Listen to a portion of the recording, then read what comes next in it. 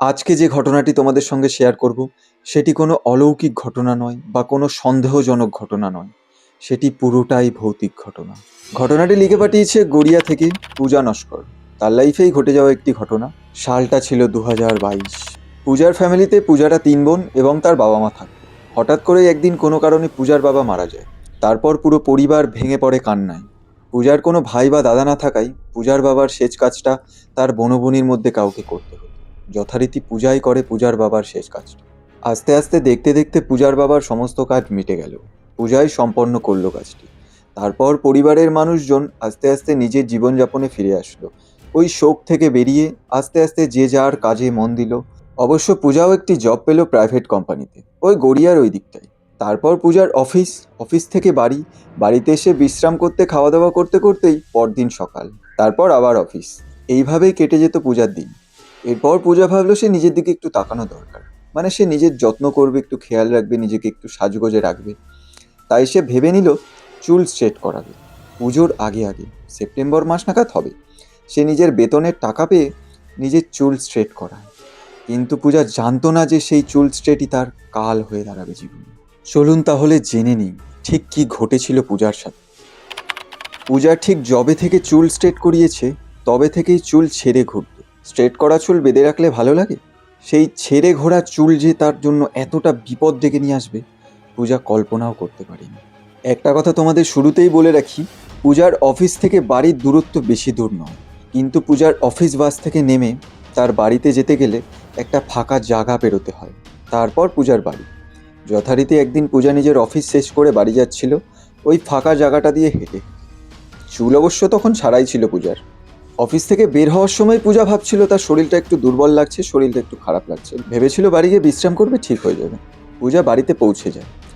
তারপর তার কাঁপ দিয়ে জ্বর আসে, প্রচণ্ড পরিমাণে জ্বর। পূজার বাড়ির লোক তাকে ওষুধ দেয়, সে খায়, তারপর একটু সুস্থ বোধ করে। তারপর রাতের খাবার খেয়ে পূজা ঘুমিয়ে পড়ে। কিন্তু পূজা জানতো না যে তার মাঝরাতে ঘুম ভেঙে যাবে। কেন ঘুম ভেঙে গেছিল? পূজা ফিল করছিল যে তাকে কেউ টাচ করছে, তাকে কেউ ডাকছে, তার সাথে কথা বলছে। সেই দেখে পূজা তাড়াহুড়ো করে ঠেলে ওঠে, উঠে একটু জল খায়। তারপর পূজা বাথরুমে যায়, এসে আবার শুয়ে পড়ে। পূজা তখনও ঘেমে রয়েছে। পরের দিন সকালবেলা পূজা প্রতিদিনের মতো অফিস বেরিয়ে যায় খাওয়া দাওয়া করে। কিন্তু পূজার মনে কুড়ে কুড়ে খাচ্ছে সেই কালকে রাতের বিষয়টা। সে কিছুতেই ভুলতে পারছিল না। আবার নিজের মনকে বুঝ দেওয়ার চেষ্টা করছে ওটা দুঃস্বপ্ন হবে, এই বলে নিজের মনকে সান্ত্বনা দিচ্ছে পূজা। কিন্তু খুব আশ্চর্যজনকভাবে পরের দিন যখন পূজা অফিস থেকে বাড়ি ফিরল, খাওয়া দাওয়া করে শুলো, তারপর তার কেঁপে আবার জ্বর এসছে। ওষুধ খেলেও জ্বরটা অবশ্য কমেও গেল। তারপর পূজা ঘুমিয়ে পড়ল। আর সেই দিন রাতে পূজার সঙ্গে ঠিক একই ঘটনা ঘটে। এবং সে খুব ভালোভাবেই ফিল করতে পারছে যে তাকে কেউ টাচ করছে, তার সাথে কেউ কথা বলার চেষ্টা করছে, তাকে ডাকছে। তার শরীরটা ভারী হয়ে রয়েছে, যেমন কেউ টাচ করলে বোঝা যায় পূজা ঠিক তেমনটাই ফিল করছিল। সেই রাতের পরে পূজা আর থেমে থাকেনি, বিষয়টা তার মায়ের সঙ্গে জানায়। এবং তার মা বলল ও সব কিছুই না, ওগুলো একটু মনের ভুল হবে, একটু ঝাড়িয়ে নিলে, একটা মাদুলি নিলে আশা করি সব ঠিক হয়ে যাবে। তারপর পূজা তার বাড়ির লোক সেই কাজটাই করলো। একজনের কাছে গিয়ে একটু ঝাড়িয়ে নিল এবং একটা মাদুলি নিল, তারপর ওখান থেকে বাড়িতে চলে আসলো। কিন্তু পূজা তার মা জানেই না যে এই কাজগুলো করার পর বিষয়টা হিতে বিপরীত হয়ে যায়। ঠিক কী ঘটেছিল তারপরে চলুন তাহলে চলে যাই আমরা পরবর্তী অধ্যায়। জল পড়া আর মাদুলি নিয়ে বাড়ি এসে পূজার হয়তো জ্বর কমে গেছিল, কিন্তু পূজার ভিতরের যে নেগেটিভ চিন্তাভাবনা সেগুলো আরও বেড়ে গেছিল। তার মনে হচ্ছিল যে তার ভিতরটা খুব ভারী ভারী লাগছে, তার শরীরটা। এবং তার মনে হচ্ছিল কে যেন তাকে সত্যিই ডাকছে, এমনকি আগের থেকেও বেশি। পূজার যে ব্যবহার বা কথাবার্তা চেঞ্জ হয়ে গেছিল সেটা তার পরিবারের বাকি মেম্বারগুলো খুব ভালোভাবেই বুঝতে পারছিল। আস্তে আস্তে রাত যত গভীর হচ্ছে তত পূজার কথাবার্তা চেঞ্জ হচ্ছে, পূজার ব্যবহার চেঞ্জ হচ্ছে। আর এটা পূজার মা আর দিদিরা খুব ভালোভাবেই বুঝতে পারছে। তখন তারা বুঝতে পারছে না যে তারা কি করবে। আর পূজার ব্যবহার অন্যরকম হয়ে যাচ্ছে, তার কথাবার্তা তুমি থেকে তুই হয়ে যাচ্ছে, বিষয়টা অন্যরকম তৈরি হচ্ছে। অ্যাকচুয়ালি আমার নিজেরও কেমন টাইপের লাগছে, গায়ে কাঁটা দিয়ে উঠছে। আসলে আমি পুরো ঘটনাটার মধ্যে ঢুকে গেছি এবং ফিল নিয়ে তোমাদের সঙ্গে পরিবেশন করছি। বিষয়টা তোমাদের কেমন লাগছে আর আমার ভয়েসে কেমন লাগছে এটা অবশ্যই কমেন্ট বক্সে জানাবে। কারণ আমি আগেও বলেছি, এখানে সত্যি ঘটনা তুলে ধরা হয়, গল্প নয়। তারপর রাত যত গভীর হয় পূজার পাগলামি ততই বাড়ে। তার কথাবার্তা, তার বিহেভিয়ার সব কিছু অন্যরকম হয়ে যায়। পূজার মা এবং তার দিদিরা ভাবতে থাকে কি করবে। তারপর তারা অনেক ভাবনার পর ভাবে ওই জলটা পূজাকে খাইয়ে দেবে। তারপর অনেক চেষ্টার পর অবশ্য জলটা খাইয়েও দিয়েছিল পূজাকে।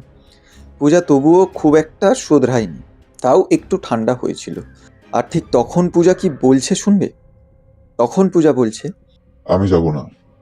আমি একটা উদ্দেশ্য নিয়ে এসেছি, উদ্দেশ্যটা পূরণ হয়ে গেলে চলে যাব, কারোর কোনো ক্ষতি করব না। এমন টাইপের কিছু বলছে। তারপর আস্তে আস্তে রাত গড়াতেই পূজা ঘুমিয়ে পড়ল। পরের দিন সকাল হলো। নর্মালি পূজা উঠলো, যেমন ব্যবহার করে ঠিক তেমনই ব্যবহার, মানে ওই আগের মতো পাগলামিটা আর নেই। পূজা ভালোভাবেই সবার সাথে কথা বলছে। এদিকে পূজার মা আর দিদির চোখে ঘুম নেই। চোখে ঘুম নিয়ে তারা পূজার সাথে কথা বলছে। খুব স্বাভাবিকভাবে পূজাও তাদের সাথে কথা বলছে। কিন্তু পূজা ঠিক মাঝে মাঝে একটা কথা বলছে, তার যেন ভালো লাগছে না। মনে হচ্ছে যেন আমার গায়ের মধ্যে কেউ একটা চেপে রেখে দিয়েছে, অস্বস্তি হচ্ছে, এমন কিছু বলতে থাকছে। তারপরে পূজার বাড়ির লোক সবাই মিলে ভাবনা চিন্তা করে যে তাকে কোথাও একটা নিয়ে যাবে, মানে অন্য কোনো ওঝার কাছে। যথারীতি তাকে সেখানে নিয়ে যাওয়া হলো, এক ওঝার কাছে। সে তার মতো কার্যকলাপ যা যা করার তাই তাই করলো, এমনকি বাড়িতে এসেও যত কাজবাজ আছে সেগুলো করলো, এবং সব নর্মাল হলো। তারপর রাত হলো। পূজার ঘুম পাচ্ছে, কিন্তু তবুও পূজা ঘুমাতে ভয় পাচ্ছে। ঘুম কি কাউকে আটকে রাখতে পারে? তারপর পূজা ঘুমিয়ে গেল আস্তে আস্তে। আর তারপর কি ঘটলো জানো? তারপর পূজার সঙ্গে সেই রাতে আবার একই ঘটনা ঘটলো। আবার পূজার মনে হলো কেউ যেন তাকে টাচ করছে, তার পাশে শুয়ে রয়েছে, তাকে ডাকছে। খুব কাছে রয়েছে পূজার কেউ একজন। এই যে মনে হওয়া, এটা পূজার মন থেকে যাচ্ছিলই না।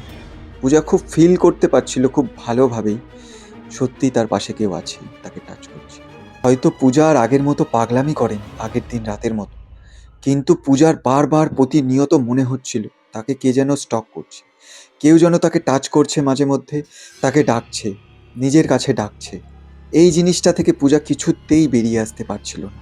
এর মাঝখানে তোমাদেরকে একটা কথা না বললেই নয়, পূজার এমন ফিল হওয়ার পিছনে কারণটা, মানে কে করাচ্ছে আর তার কি উদ্দেশ্য, উদ্দেশ্যটা শুনলেই তোমরা অবাক হয়ে যাবে। তোমরাও ভাবতে থাকবে এমনটা আদেও হয়। তারপর পূজার বাড়ির লোক এবং পূজা অনেক ভাবনা চিন্তা করার পর ডিসাইড করে এক মাওলানার খোঁজ পায়। তিনি হাজি সাহেব, মুসলিম সম্প্রদায়ের এক ব্যক্তি, এইসব বিষয়ে খুব পারদর্শী। তার কাছে যাবে। আর তারপর একদিন সকালবেলা স্নান করে ফ্রেশ হয়ে চলে গেল পূজা ও তার বাড়ির লোক ওই মৌলানা সাহেবের কাছে। ওখানে গিয়ে যথারীতি মৌলানা সাহেবের সঙ্গে কথা বলে।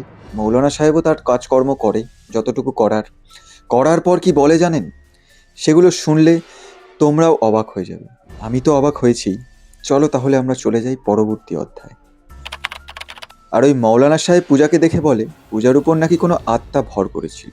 সে একটা ছেলে, যুবক, অবিবাহিত যুবক, কোনো অপঘাতে তার মৃত্যু হয়েছিল। আর কেন পূজার উপর ভর করেছিল এটা জানলে তোমরা সত্যিই চমকে উঠবে, যেমনটা আমি হয়েছিলাম। আর কারণটা খুবই অস্বাভাবিক ছিল, মানে যেই যুবক মারা গেছে অপঘাতে, ওই যুবক তার শারীরিক সম্পর্কের চাহিদা পূরণ করার জন্যই পূজার উপর চেপেছিল। আর ঠিক সেই কারণেই পূজা বারবার ফিল করতে পারত তাকে কেউ টাচ করছে, খুব কাছে রয়েছে, তাকে ডাকছে। এই সমস্ত ফিল করতে পারত পূজা। এই ছিল পুরো ঘটনাটি। তারপর মৌলানা সাহেব তার কাজকর্ম করে মাদুলি ফাদুলি যা যা দেওয়ার দিয়েছিল পূজাকে, তারপর থেকে পূজা এখন সুস্থ। আর এই পুরো ঘটনাটি পূজার মুখ থেকেই পুরোটা শোনা। আমি এই ঘটনাটির সত্য মিথ্যা বিচার করতে যাব না বা কোনো তর্কেও যাব না। একটা কথাই বলবো, কিছু ঘটে তাই জন্যই কিছু রটে। আর ঘটনাটি আরও বেশ বড় ছিল, আমি সংক্ষেপে যতটুকু পেরেছি বলেছি।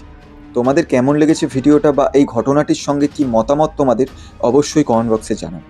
আর এমন আরও ঘটনা শোনার জন্য অবশ্যই কমেন্ট বক্সে নিজের মতামত লিখবে। ধন্যবাদ।